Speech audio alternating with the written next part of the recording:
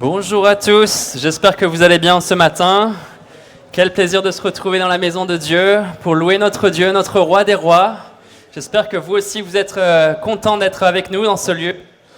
Ce matin, on va commencer par élever le nom du Seigneur avec ce chant qui dit Sola Gratia, seule ta grâce peut suffire, seule ta grâce peut suffire pour combler tous mes besoins, pour m'aider dans tout ce dont j'ai besoin. Donc on va chanter, je vais vous inviter à vous tenir debout pour ce premier chant. Et on va chanter ensemble Amour parfait.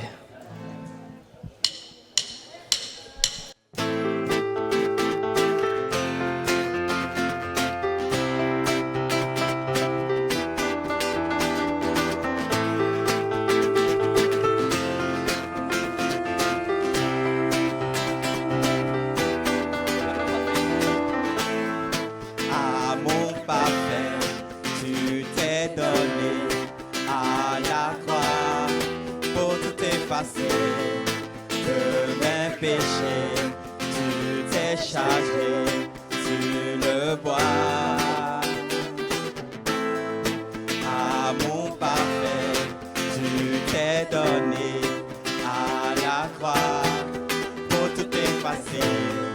De mes péchés, tu t'es chargé sur le bois. C'est pas ta grâce seule que je suis pardonné. C'est pas ta grâce seule que tu m'as racheté. Oh, oh, oh.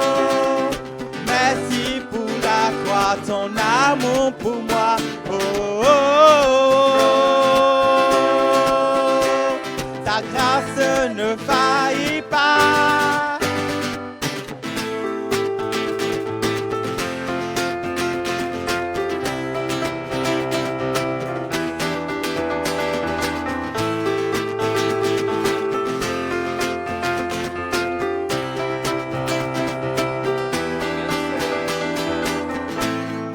Rien ne pourrait me justifier, ton pardon est immérité.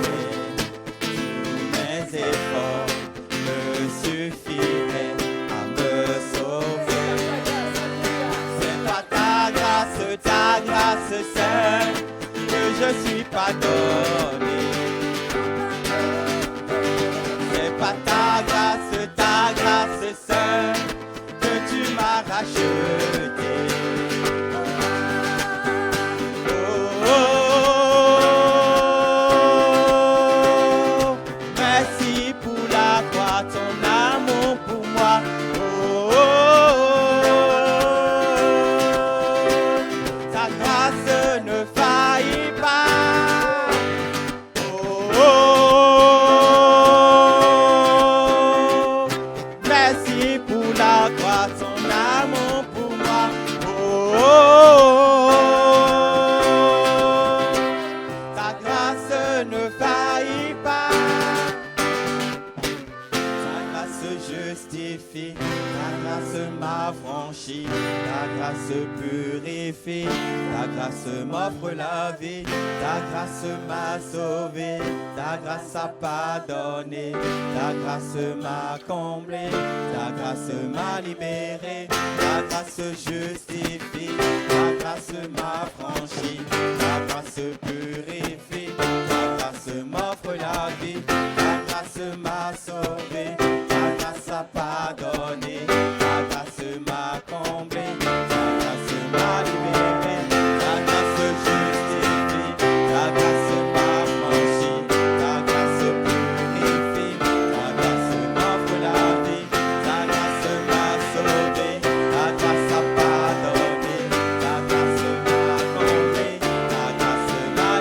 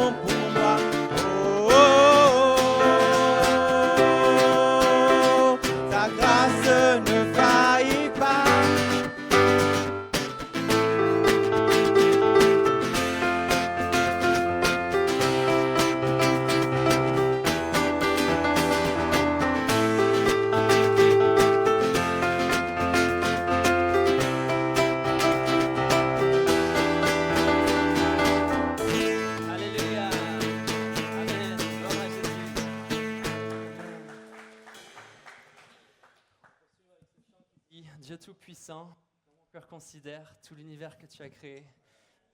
Je veux encore le reconnaître en ce matin, tu es le Dieu Tout-Puissant. Toi qui as créé les cieux et la terre. Je m'humilie devant toi en ce matin. Alléluia.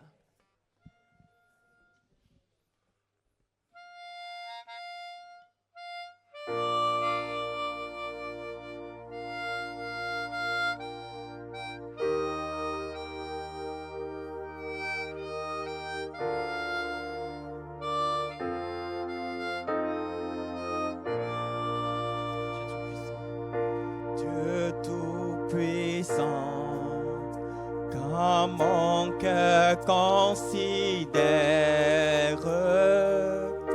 tout l'univers créé par ton pouvoir, le ciel d'azur, les éclairs, le tonnerre,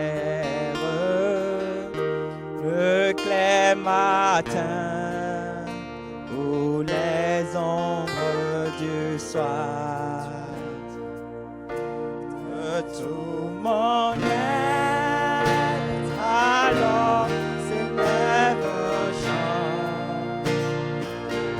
Dieu Tout-Puissant,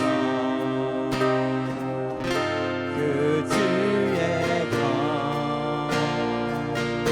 De tout mon être, alors s'élève un chant.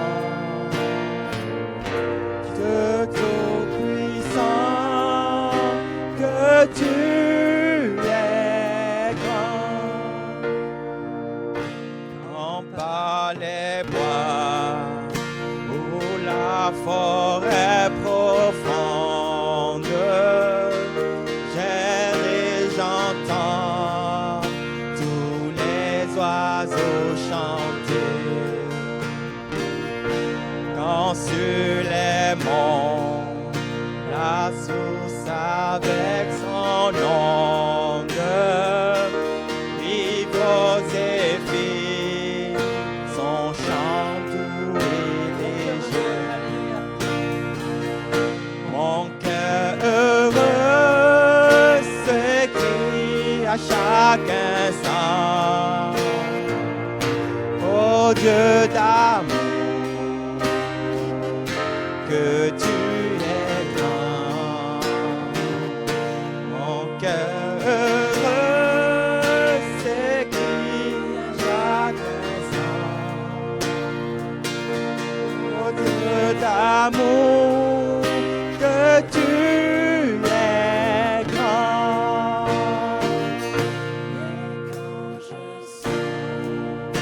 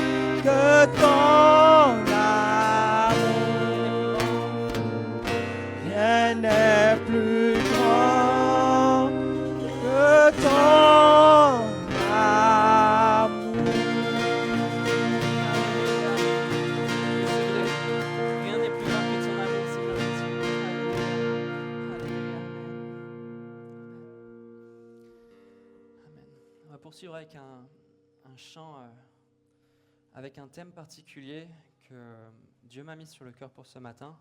Et pour introduire ce chant, je vais lire un texte. C'est un chant en fait qui nous parle du réveil de l'Église. Et aujourd'hui, comme c'est marqué dans l'Apocalypse, l'Église devient tiède, elle se refroidit et il est temps de se réveiller. Donc c'est ce chant qu'on va chanter ce matin, Réveillons-nous, peuple de Dieu. En écho avec ce chant, il y a une vision que ma mère Laurence Botteron avait reçue en 2017 et que j'aimerais vous relire pour qu'on se la remette en tête. Donc la voici. Jésus-Christ était en hauteur dans le ciel, il regardait toute la planète, le monde entier qui se trouvait devant lui. En ce qui me concerne, je pouvais voir toute la terre comme un globe qui tourne, dans un premier temps, puis au fur et à mesure que je regardais, la vision s'affinait, clairement des continents, des pays, des villes, puis des églises se trouvant partout dans le monde. En voyant Jésus, j'étais très heureuse, j'avais une grande joie. Mais soudain, j'ai ressenti au fond de moi comme une peine et une tristesse inexpliquées. En regardant bien Jésus, j'ai pu m'apercevoir qu'il pleurait. Il était calme, ne poussant pas des cris de lamentation, mais il pleurait presque silencieusement. Très interpellé, je dis à Jésus, « Seigneur, pourquoi tu pleures ?» Mais Jésus ne me répondit pas. Je lui demandai encore, « Seigneur Jésus, pourquoi pleures-tu » Jésus ne me donna toujours pas de réponse à ce moment. Je tombais alors à genoux, et voyant mon maître pleurer, je pleurais également avec lui. Puis Jésus me regarda et me dit, « Ma fille, tu veux vraiment savoir pourquoi je pleure ?» Je rétorquai aussitôt, « Oui, Seigneur. » Voici ce que Jésus me dit. « Je suis attristé de voir l'état de mon Église. Je reviens bientôt pour la chercher et l'enlever, mais elle n'est pas prête pour mon glorieux retour. Qui sera prêt pour le jour de ma proche venue ? Mon Église s'est attiédie, refroidie, elle sommeille. Dis-lui de ne pas s'endormir du sommeil de la mort, car les uns mangent, boivent, vaquent à leurs occupations personnelles, dorment, pendant que les autres périssent, car ils ne me connaissent pas. Il est l'heure de se réveiller, car la trompette va bientôt sonner. Avertis-les, afin qu'ils ne soient pas surpris dans des futilités, plutôt que de s'occuper des choses de mon royaume et des âmes qui se meurent. Il n'est plus l'heure de se préparer. Il vous faut être prêts, car j'arrive comme un voleur, à l'improviste, d'un moment à l'autre. Je prendrai avec moi ceux qui me connaissent et que je connais personnellement et individuellement par leur nom. Il y aura des surprises en ce temps-là, mais il sera trop tard. Mon Église sera enlevée. Ma fille, va dire à mon peuple que s'il continue à sommeiller, il va périr, et les gens de ce monde avec. Car je reviens bientôt, et ma venue est certaine, mais elle sera aussi soudaine. Tenez-vous prêts et travaillez dans ma moisson et au salut des âmes pendant qu'il est encore temps. Là, tandis que je pleurais, Jésus s'est approché de moi et il a posé ses deux mains sur mes épaules. Et en me regardant avec un grand sourire cette fois, il m'a dit « Va ma fille, je suis avec toi. Ne crains rien, je t'aime. » Puis Jésus est parti et je me suis exclamé « Maranatha, viens Seigneur Jésus. » C'est en rapport avec cette vision de réveil qu'on va chanter ce chant ensemble. Réveillons-nous, peuple de Dieu. On ne veut pas rester comme ces vierges, ces fiancées qui attendaient l'arrivée du mari qui était folle et qui n'avait pas d'huile. Mais on veut être comme ces vierges qui sont sages, qui préparent l'huile et qui se préparent dans la consécration. Réveillons-nous, peuple de Dieu. C'est ce chant qu'on va chanter ensemble ce matin.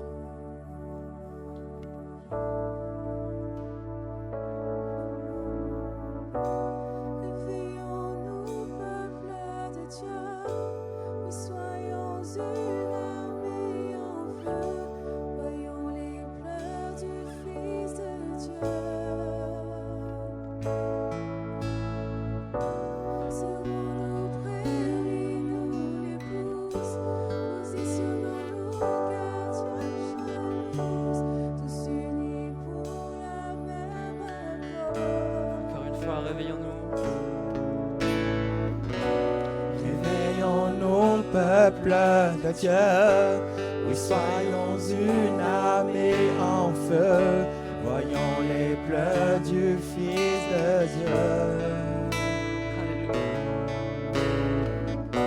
Serons-nous prêts, oui, nous les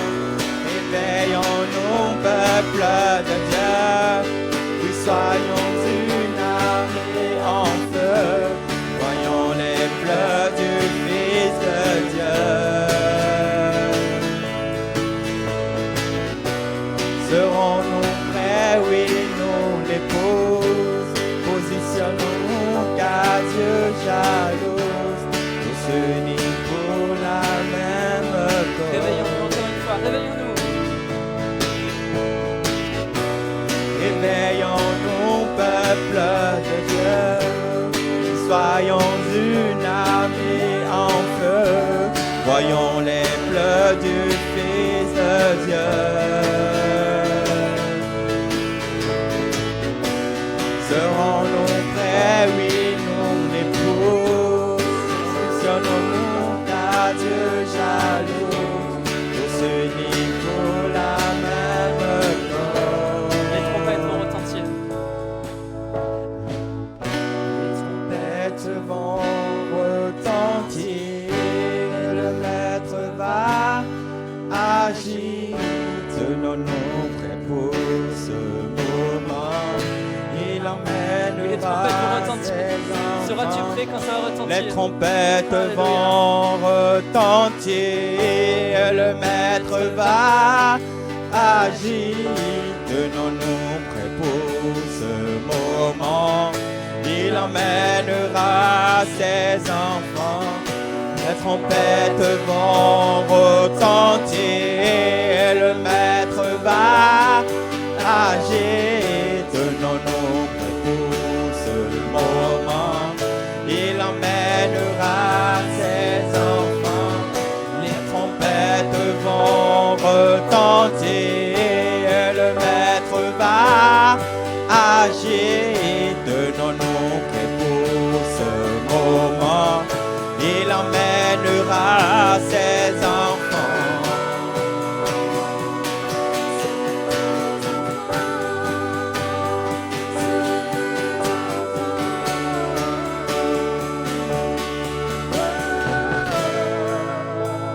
Réveillons-nous, du calme.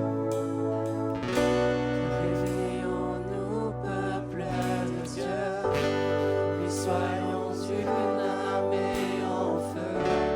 Voyons les pleurs du Fils de Dieu. Serons-nous prêts, oui, nous l'épouse, positionnons-nous car Dieu est jaloux, tous unis pour la même cause.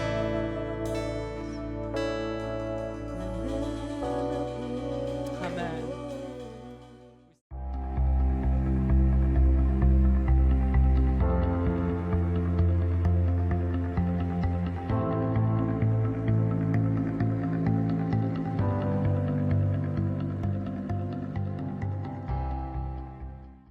Bienvenue à tous. J'aimerais parler sur comment garder son cœur pur dans Proverbes chapitre 4, verset 23. Garde ton cœur plus que toute autre chose, car de lui viennent les sources de la vie. Amen. Garde ton cœur plus que toute autre chose. On sait que le cœur humain est capable du meilleur comme du pire.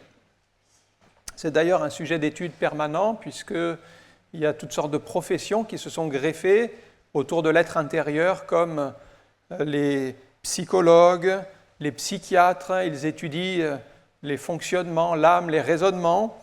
Et ainsi, dans notre cœur, on se rend compte qu'il y a des choses qui n'appartiennent qu'à chacun. Et vraiment, qui peut sonder un cœur si ce n'est Dieu ? Et devant Dieu, tout est à nu et à découvert. David l'a exprimé dans le psaume 139 lorsqu'il a dit au Seigneur éternel, « Tu me sondes et tu me connais ».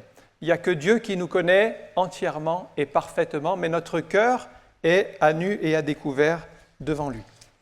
Alors, que représente le cœur dans la Bible ? Parce que chacun peut-être a une notion différente de ce qu'est le cœur. Le cœur dans la Bible, ça représente d'abord l'homme intérieur. Quand on parle du cœur, c'est l'âme, c'est l'être intérieur. Et particulièrement ce qui contrôle la volonté, la pensée ou les émotions. Jésus a parlé du cœur comme une grande source de péché. On peut lire Matthieu 15, 19. Et c'est là où on voit que ce cœur, en permanence, il génère des pensées, des péchés, toutes sortes de péchés. Car il dit, c'est du cœur que viennent les mauvaises pensées, les meurtres, les adultères, les débauches, les vols, les faux témoignages, les calomnies. Ainsi, notre cœur est comme une petite usine qui va constamment produire toutes sortes de mauvaises choses, ici en tout cas des pensées mauvaises, des idées de meurtre, de violence, du vol, de la convoitise. D'ailleurs, quand Jésus parle du péché d'adultère, il dit je vous dis que quiconque regarde une femme pour la convoiter a déjà commis un adultère avec elle dans son cœur. Il revient sur le cœur qui est la source du péché. Donc le péché va être conçu dans le cœur. Si nous entretenons ce péché, il va engendrer le mal, la faute, et ça va nous éloigner de Dieu. Alors David nous donne un conseil précieux de ce que nous devons faire pour assainir notre cœur. Dans le psaume 37, verset 30, « La bouche du juste annonce la sagesse, et sa langue proclame la justice.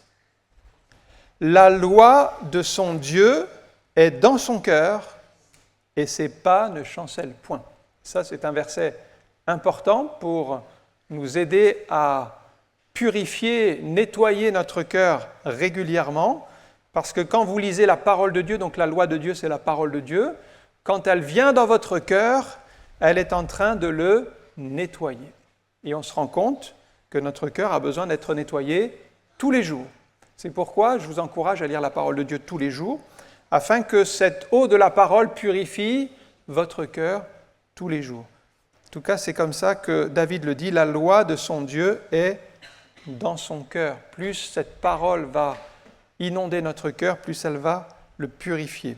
Alors Dieu nous demande de garder notre cœur. J'ai regardé d'autres versions, toujours de Proverbes chapitre 4, et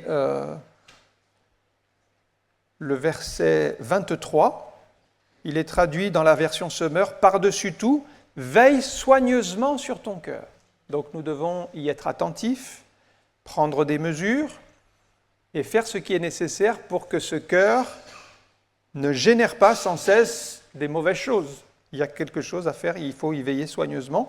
Et puis la version Mar-de-Sousse dit « Garde ton cœur de tout ce dont il faut le garder. » Il faut le garder, il faut agir. Donc il ne faut pas laisser les choses s'installer, il ne faut pas laisser ce cœur développer ses pensées par lui-même, ses péchés, les entretenir, mais il faut le garder, le cultiver et le nettoyer.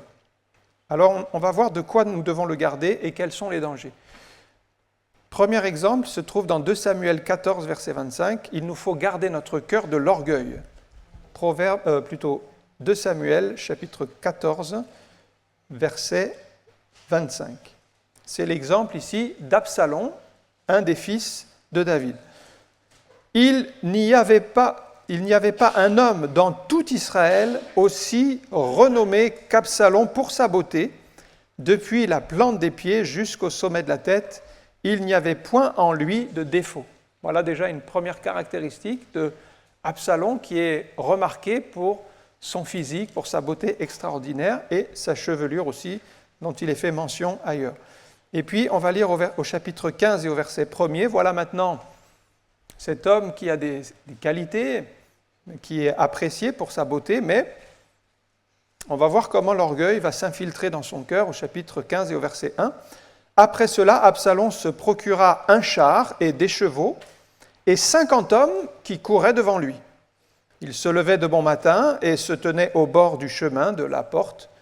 Et chaque fois qu'un homme ayant une contestation se rendait vers le roi pour obtenir un jugement, Absalom l'appelait et disait « De quelle ville es-tu » Lorsqu'il avait répondu « Je suis de telle tribu d'Israël », Absalom lui disait « Vois, ta cause est bonne et juste, mais personne chez le roi ne t'écoutera. » Absalom disait « Qui m'établira juge dans le pays ?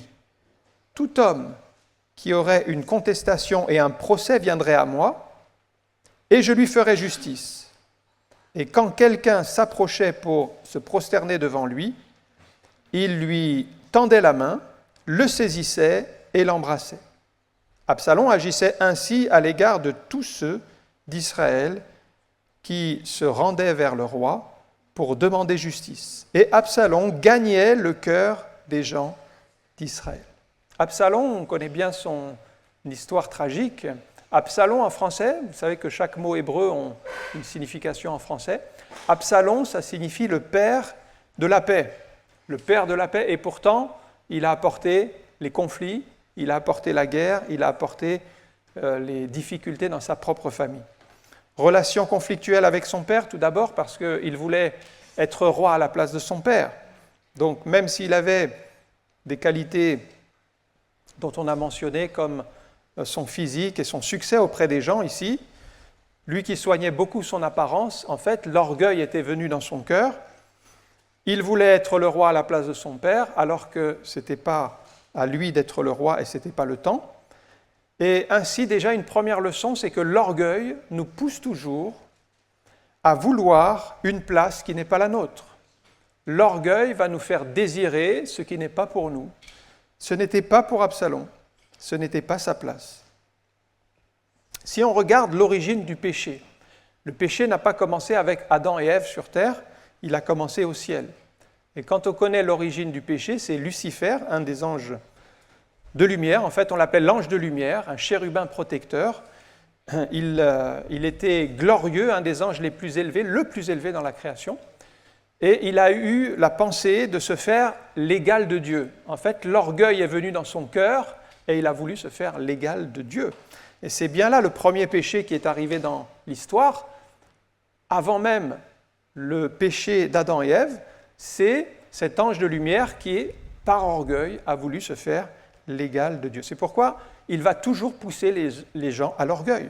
Et nous devons, nous, chrétiens, veiller à ne pas laisser cet orgueil qui vient du malin venir dans notre vie. Absalom, donc, était impatient. Il était impatient, il se procure ici des chars et des chevaux. Il y a 50 hommes qui courent devant lui. Vous voyez un petit peu l'orgueil, il a des mesures.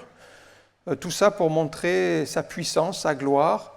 Il ne veut pas attendre avant de régner, il veut déjà être promu. Et si vous êtes impatient, c'est très certain que vous allez prendre le mauvais chemin. Il n'y a pas de raccourci avec Dieu, il faut attendre le temps de Dieu, il faut rester humble. Et à un moment donné, Dieu nous élève.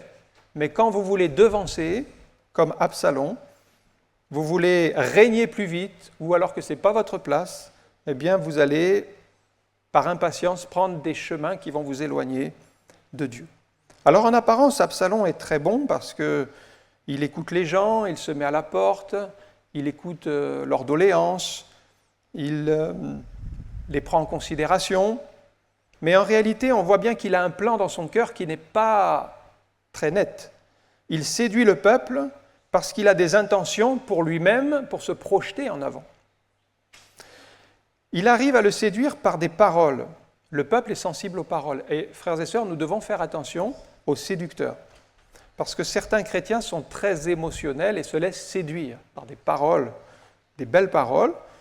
Et il faut plutôt se poser la question, est-ce que c'est juste? Est-ce que c'est selon Dieu? Est-ce que c'est droit? Et là, nous voyons bien que ce que fait Absalom n'est pas juste ni droit. Donc les paroles, c'est une chose, mais nous, notre repère, c'est la parole de Dieu.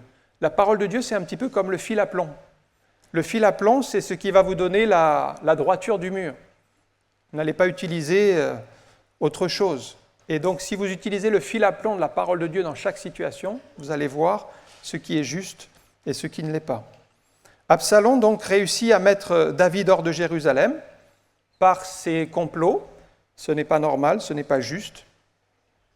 Pourtant, c'est bien David qui a été choisi par Dieu. Vous voyez, on peut être croyant, on est chrétien, on aime le Seigneur et on vit des situations injustes. On est mis dehors, on est rejeté. C'est Absalom qui triomphe et David qui doit fuir. On dirait que le mal l'emporte sur le bien, donc c'est très difficile à vivre. Et on le voit dans le monde aujourd'hui. Beaucoup de gens font le bien, souvent sont opprimés, oppressés, rejetés, persécutés. Et puis ceux qui font le mal, eh bien, eux, ils prospèrent. Et c'est extrêmement difficile pour David de traverser cette épreuve parce qu'il vit une injustice.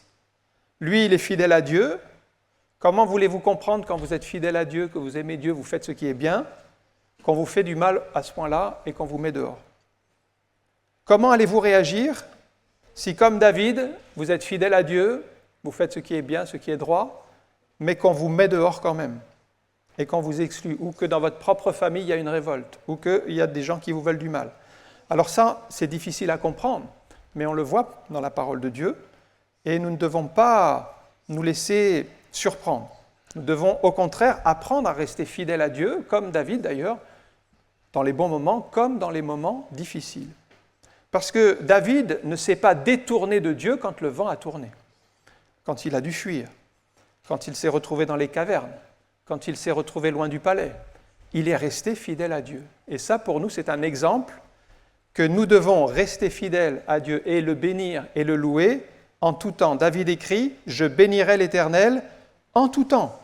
Sa louange sera toujours dans ma bouche. » C'est facile à écrire, mais il l'a vécu aussi quand il était dans les situations défavorables. Alors quand nous sommes dans l'épreuve, nous devons nous aussi nous rappeler que le mal ne triomphe pas toujours, que Dieu veille sur nous, que Dieu résiste aux orgueilleux, qu'il ne les bénit pas. Même si Absalom avait tout pour réussir, on voit que par son orgueil, il a tout perdu. Et sa chevelure qui faisait sa fierté, vous savez, elle s'est prise dans les térébinthes, et il a été accroché, suspendu aux térébinthes, et c'est comme ça que Joab en a profité pour le tuer avec 3 lances dans le cœur. D'ailleurs, la Bible précise que c'est dans le cœur qu'il a reçu ces lances, et c'est bien le cœur d'Absalom qui était orgueilleux. Vous voyez, l'origine de son péché était là, et finalement c'est par là qu'il est mort. Alors face à l'orgueil, la parole de Dieu nous donne un antidote qui est nécessaire à connaître et que nous devons exercer, c'est l'humilité. Philippiens chapitre 2 verset 3, c'est Paul qui dit « Ne faites rien par esprit de parti ou par vaine gloire, mais que l'humilité vous fasse regarder les autres comme étant au-dessus de vous-même. » Voilà l'antidote, voilà ce qui doit être dans notre cœur, frères et sœurs. L'orgueil, nous devons le chasser, le bannir, mais laisser l'humilité nous faire regarder les autres comme au-dessus de nous-mêmes. L'humilité, c'est vraiment le moyen de lutter contre l'orgueil, de chasser ces pensées vaines, et je pense qu'il faut y revenir constamment, parce que les pensées d'orgueil, elles reviennent constamment, et nous devons constamment nous entretenir de l'humilité et considérer les autres comme au-dessus de nous-mêmes. Nous devons aussi rester humbles dans les succès, parce que le piège de l'orgueil, c'est que quand nous avons quelques succès, nous commençons à nous glorifier. Et c'est là un piège évident. Donc le succès ne doit pas nous rendre orgueilleux, mais de pouvoir rester humble aussi dans les succès. Ça, c'est la première chose donc, sur laquelle nous devons être vigilants, c'est l'orgueil. Deuxième chose, dans 2 Samuel 18,5 maintenant, c'est la vengeance. Nous garder de la vengeance. 2 Samuel chapitre 18, le verset 5 dit ceci. Le roi, c'est donc David, donna cet ordre à Joab et à Abishai et à Itaï, pour l'amour de moi, doucement avec le jeune Absalom. Et tout le peuple entendit l'ordre du roi et à tous les chefs au sujet d'Absalom. Donc c'est toujours la même histoire. Absalom s'est révolté contre David. David aurait pu en vouloir à son fils et vouloir qu'il meure à cause de sa révolte, mais on voit chez David cet esprit de pardon, de dire doucement avec cet Absalom qui s'est révolté parce que David maintenant il doit fuir, il est dans les cavernes, son propre fils veut le tuer, mais David n'a pas entretenu un esprit de vengeance, il n'a pas voulu régler ses comptes avec Absalom. Et il y a des moments dans la vie où on traverse des situations, on ne comprend plus rien. On ne comprend plus rien. Peut-être c'est votre ami de confiance qui a révélé ce que vous lui avez confié, vous a trahi un secret, ou c'est votre enfant qui est fâché, qui est parti de la maison, qui ne donne plus de nouvelles, ou c'est votre patron qui a choisi un autre collaborateur et vous a mis de côté. Bref, les situations injustes de la vie, nous en traversons tous. Alors, il peut arriver dans notre cœur un esprit de vengeance, un désir de régler nos comptes, de nous venger nous-mêmes. Mais regardez l'attitude de David.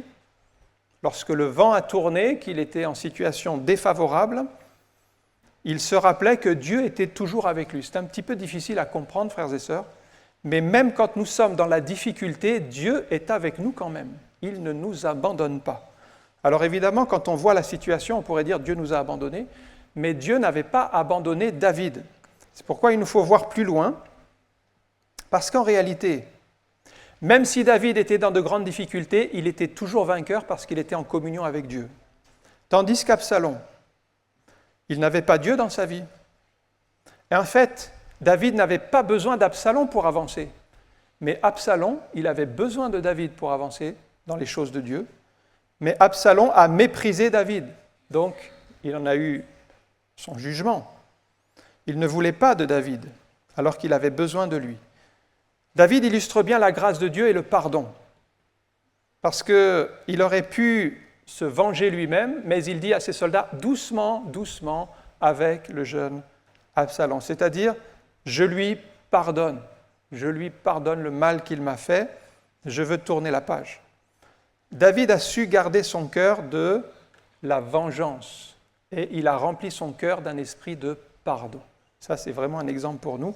Lévitique 19, 18 dit ceci, « Tu ne te vengeras point, tu ne garderas point de rancune contre les enfants de ton peuple, tu aimeras ton prochain comme toi-même, je suis l'Éternel. » Tu ne te vengeras point. Vengeance n'est pas de Dieu. Et les gens qui avancent dans la vie spirituelle, ils ont dans le cœur un esprit de pardon. Si vous avez dans le cœur un désir de vengeance, c'est certain que spirituellement vous allez être bloqué et même vous allez reculer, voire vous égarer loin de Dieu.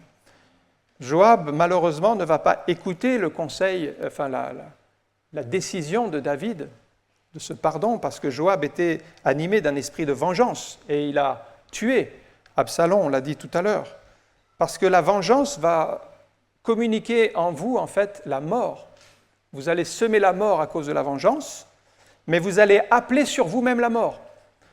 Parce que, en faisant cela, en désobéissant délibérément à David, en ayant un cœur rempli d'un esprit de vengeance, il a appelé sur lui la mort, parce que quelque temps après, il est lui-même mort par l'épée. Et ces nombreux meurtres ont été la conséquence de sa propre mort. Donc l'antidote pour nous de la vengeance, c'est de laisser Dieu agir dans les situations. Romains chapitre 12, verset 19, c'est Paul qui dit ceci, « Ne vous vengez point vous-même, bien-aimés, mais laissez agir la colère, c'est-à-dire la colère de Dieu. Car il est écrit, « À moi la vengeance, à moi la rétribution, dit le Seigneur. » Voilà le croyant qui est sage, voilà le croyant qui a retiré de son cœur tout esprit de vengeance. Ne vous vengez point vous-même, vous remettez la situation à Dieu qui est le juste juge, et c'est lui qui rendra ses comptes à chacun. Et c'est comme ça que dans notre cœur, nous devons plutôt développer un esprit de pardon, de reconnaissance à Dieu, de confiance en Dieu pour le laisser agir et prendre la situation en main. Troisième chose que nous devons veiller dans notre cœur, c'est maintenant l'amertume, dans Genèse chapitre 4 et au verset 3. Genèse chapitre 4, verset 3, il s'agit de deux frères qui s'appelaient Caïn et Abel. Au bout de quelque temps, Caïn fit à l'Éternel une offrande des fruits de la terre, et Abel de son côté en fit une des premiers-nés de son troupeau et de leur graisse. L'Éternel porta un regard favorable sur Abel et sur son offrande, mais il ne porta pas un regard favorable sur Caïn et sur son offrande. Caïn fut très irrité, et son visage fut abattu. Et l'Éternel dit à Caïn, « Pourquoi es-tu irrité? Et pourquoi ton visage est-il abattu? Certainement, si tu agis bien, tu relèveras là ton visage. Et si tu agis mal, le péché se couche à ta porte, et ses désirs se portent contre toi. Mais toi, domine sur lui. » Cependant, Caïn adressa la parole à son frère Abel, mais comme ils étaient dans les champs, Caïn se jeta sur son frère Abel et le tua. Qu'est-ce que l'amertume? L'amertume, la définition, c'est un sentiment de tristesse mêlé de rancœur, lié à une humiliation, une déception ou une injustice du sort. Donc c'est la situation de Caïn. Caïn, en fait, a laissé l'amertume entrer dans son cœur. Caïn signifie en français acquisition, artisan, forgeron. C'est l'image de l'homme terrestre attaché aux choses de la terre, aux biens matériels. Abel signifie souffle, vapeur, ce qui monte. Il est l'image de l'homme spirituel attaché aux choses d'en haut. Ils apportent chacun une offrande à Dieu, et ça c'est bien, mais l'un va apporter les fruits de son propre travail, les fruits de la terre, le cultivateur, pour gagner la faveur de Dieu par ses œuvres. C'est l'image de la religion qui veut chercher à gagner Dieu, mais l'autre met en avant le sacrifice d'un animal innocent. Donc il a offert les premiers-nés du troupeau, c'est-à-dire un agneau sacrifié. Et nous savons que l'agneau sacrifié, c'est une préfiguration de Jésus-Christ qui s'est offert en sacrifice pour les péchés. Donc Abel, spirituellement, a ressenti la direction dans laquelle il fallait aller pour apporter des sacrifices. Ce n'était pas des fruits de la terre, ce n'était pas les œuvres, mais c'était la grâce avec l'agneau sacrifié. L'offrande de Caïn n'est pas approuvée par Dieu, contrairement à celle d'Abel. Alors il aurait pu se demander, mais pourquoi est-ce que Dieu approuve tellement l'offrande d'Abel et pas la mienne ? Vous voyez, quand on a un échec, le mieux c'est de se poser des questions et de prier et de chercher la face de Dieu. Et certainement qu'il aurait compris, il aurait trouvé, mais ce qui plaît à Dieu, c'est les sacrifices d'animaux. Il aurait compris, s'il avait cherché sincèrement. Mais au lieu de cela, il a laissé l'amertume et la jalousie, la rancœur gagner son cœur, alors que Dieu avait encore un plan pour relever sa tête. Vous voyez, Dieu lui dit, certainement au verset 7, si tu agis bien, tu relèveras ton visage. C'est-à-dire que pour Caïn, il y avait quand même une possibilité de s'en sortir et de relever la tête et de changer d'attitude. Mais si tu agis mal, le péché se couche à ta porte. On est toujours avec deux chemins possibles. Soit on choisit le bien, soit on choisit le mal. Il avait encore la possibilité de choisir le bien, de demander pardon à Dieu, de chercher le sacrifice qui plaît à Dieu. Il serait tombé sur l'agneau, mais il a choisi l'amertume et il a voulu régler ses comptes avec son frère. Donc c'est le mauvais choix. Dieu avait encore un plan pour relever sa tête, il n'en a pas voulu. Quand l'amertume rentre dans notre cœur, vous voyez, on fait les mauvais choix. On prend les mauvaises directions, on prend les mauvaises fréquentations. L'amertume vous détruit. Pardon.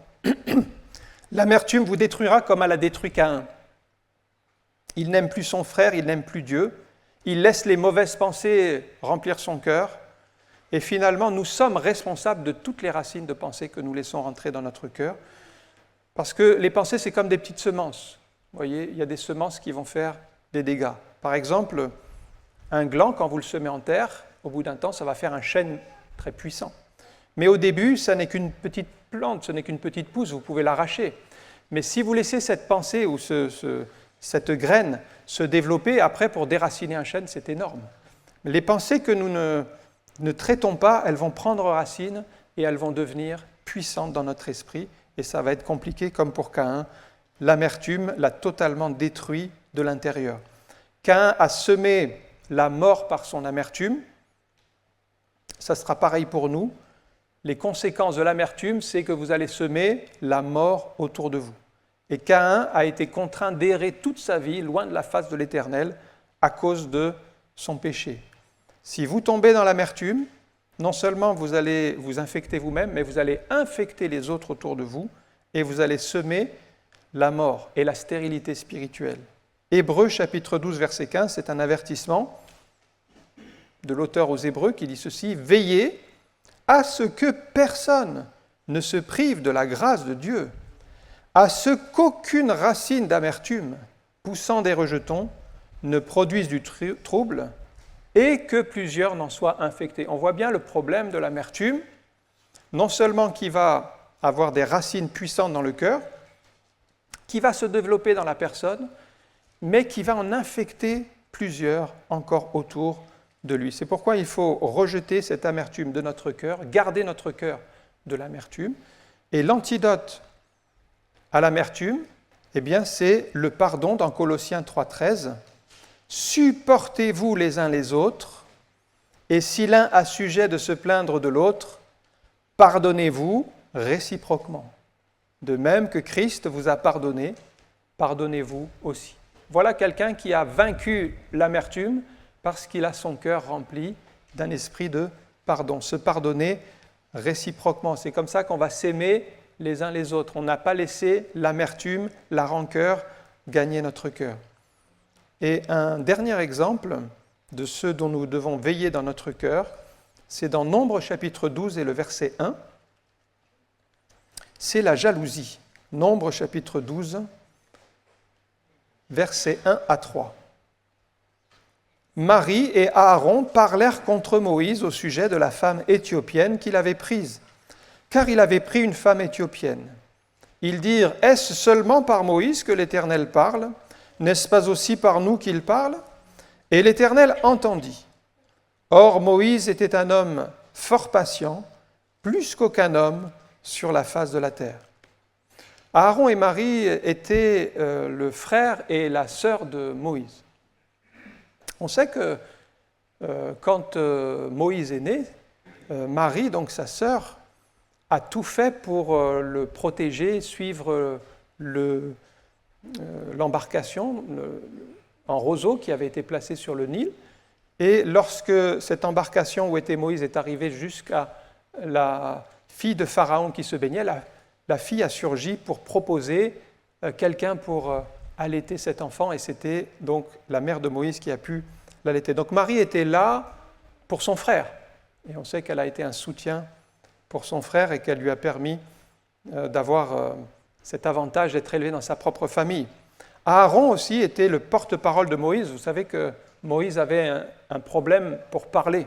Il le dit à Dieu, qu'il avait la bouche et la langue embarrassées, il n'était pas à l'aise, et Dieu lui a envoyé Aaron, et Aaron était en quelque sorte le porte-parole de Moïse. Quand Aaron parlait, en fait, il transmettait les paroles de Moïse au peuple. Donc il était vraiment aussi en responsabilité avec Moïse. Donc tous les deux, ils étaient là, ils savaient que Moïse avait été choisi par Dieu pour conduire le peuple, mais voyez, c'était des responsables. Et pourtant, l'orgueil, la pensée de jalousie est venue dans leur cœur en disant « Mais pourquoi Moïse ? Pourquoi Dieu parlerait toujours par Moïse ? Pourquoi pas par nous ?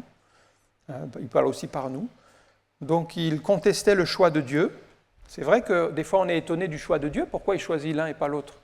Pourquoi Dieu a appelé Moïse et pas plus un autre dans le peuple, un tel ou un tel ? Bon, eh bien, il faut simplement accepter les choix que Dieu fait et se soumettre à la volonté de Dieu. C'est vrai que Moïse avait 80 ans quand même, quand il a été appelé à... On pourrait dire qu'il était un peu trop âgé pour faire cette œuvre, mais non, Dieu l'avait choisi à 80 ans. C'est un homme qui avait du mal à s'exprimer, c'est un homme qui s'emportait aussi, on l'a vu avec le rocher, quand Dieu lui a dit « tu parles au rocher », Moïse s'est énervé, il a pris un bâton, il a tapé sur le rocher, il a traité le peuple de rebelle, il s'est emporté, mais il aimait Dieu, et en fait, simplement, il fallait reconnaître que c'était lui, Moïse, qui était le conducteur du peuple. Mais la jalousie est entrée dans le cœur d'Aaron et Marie. Pourtant, Aaron et Marie n'étaient pas n'importe qui, c'étaient des responsables avec Moïse. C'est-à-dire qu'Aaron, c'était le souverain sacrificateur en place, donc quand même quelqu'un d'éminemment important, et Marie était prophétesse. Dieu les avait même chargés, tous les trois, de conduire le peuple, donc tous les deux avec Moïse, c'est dans Michée chapitre 6, verset 4, pour vous montrer qu'ils étaient à un statut de responsable. Mais même dans le cœur d'un responsable, vous voyez, ils aimaient Dieu, ils étaient proches du Seigneur, eh bien la jalousie a trouvé le chemin pour entrer dans leur cœur. C'est pourquoi nous devons veiller constamment, comme la Bible dit, garde ton cœur plus que toute autre chose. La jalousie s'est infiltrée dans leur cœur. Et ils ont commencé à être jaloux de Moïse. Est-ce seulement par Moïse que l'Éternel parle ? Est-ce qu'il ne parle pas aussi par nous ? Comment est-ce qu'ils sont devenus jaloux ? Eh bien, la jalousie vient quand on se compare aux autres. Et c'est là tout le problème. Parce que nous ne devrions pas nous comparer aux autres. On ne doit pas se comparer aux autres parce que chacun a reçu des qualités différentes. Alors vous serez toujours jaloux de quelque chose chez quelqu'un. Mais vous avez des qualités qu'il n'a pas. Il faut plutôt identifier les dons que Dieu nous a donnés, les qualités que Dieu nous a données, et les mettre au service de Dieu. Mais vous ne pourrez pas tout faire. mais vous pourrez faire ce que Dieu vous a confié. Et vous ne devez pas envier les autres dons, parce que vous n'avez pas reçu ces dons-là, mais vous en avez reçu d'autres. Vous voyez, la Bible dit que l'Éternel entendit les discours. Ça nous montre aussi que Dieu entend toutes nos paroles, que nous parlons à tort et à travers, sauf que Dieu les a consignées dans son registre, et ça ne lui a pas plu. Et donc il a envoyé une lèpre sur Marie. Elle a été frappée de lèpre, et celui-là même dont elle était jaloux, c'est lui, Moïse, qui a prié pour elle pour qu'elle soit guérie de cette lèpre. On voit quand même chez Moïse aussi qu'il avait le pardon dans son cœur, qu'il a pardonné cet écart et qu'il a tourné la page. Mais Dieu nous teste. Dieu nous teste. Si Dieu a choisi, par exemple, une autre personne et qu'il a béni, et que pour l'instant, dans votre vie, les choses n'avancent pas vite, comment allez-vous réagir? Est-ce que vous allez être jaloux? Est-ce que vous allez juger Dieu en disant « mais pourquoi lui et pas moi ?» Ou est-ce que vous allez louer le Seigneur pour les bénédictions qu'il fait à travers cette personne? Vous voyez, cette attitude, elle est très importante aux yeux de Dieu. Ça ne paraît pas grand-chose, mais en fait, quand vous louez Dieu pour les bénédictions que Dieu donne dans la vie d'un autre, vous vous placez sur le chemin de la bénédiction. Tandis que quand vous êtes jaloux, quand vous dites « Dieu, pourquoi lui et pas moi ?» vous vous placez sur un mauvais chemin. C'est le chemin de Marie et Aaron à ce moment-là. Ils ont été jaloux et la lèpre est venue sur eux. Enfin, sur elle, surtout, sur Marie. Donc, si Dieu a choisi une autre personne, ne soyez pas envieux, mais bénissez le Seigneur pour les dons et les grâces qu'il a faites. Parce que d'autres portes s'ouvriront pour vous. Dieu a aussi son chemin pour vous. Dieu a le temps aussi pour vous. Moïse a payé le prix de l'obéissance. Rappelez-vous ceci. C'est que Moïse a payé un prix fort. Il a été choisi par Dieu, mais il a beaucoup souffert. Il a été beaucoup contesté par le peuple. Il a été beaucoup rejeté. Alors ne soyons pas jaloux de la place des autres, parce que nous ne pourrions pas porter le fardeau qu'ils portent à ce moment-là, parce que c'est Dieu qui leur a donné cette qualification pour le faire. Mais Dieu nous a donné, nous, une autre qualification pour faire autre chose. Et tous ne peuvent pas porter le même fardeau. Dieu n'oublie personne. Il met en réserve des bénédictions pour chacun. Si vous apprenez à louer Dieu pour les bénédictions pour les autres, vous trouverez vos propres bénédictions. Apprenons à louer le Seigneur pour les bénédictions de chacun. L'antidote à la jalousie. Faisons du bien autour de nous. Romains chapitre 12, verset 21. Ne te laisse pas vaincre par le mal, mais surmonte le mal par le bien. Quand nous choisissons, la deuxième partie du verset, quand nous choisissons le bien, quand nous choisissons d'honorer, de bénir, de célébrer les victoires des autres, eh bien, nous choisissons le bon chemin et cela plaît à Dieu. Et là, il ouvre les portes pour ses enfants. Rappelons-nous toujours ceci. En conclusion, notre cœur, c'est vraiment comme un jardin que nous devons entretenir. Garde ton cœur, veille sur ton cœur plus que toute autre chose.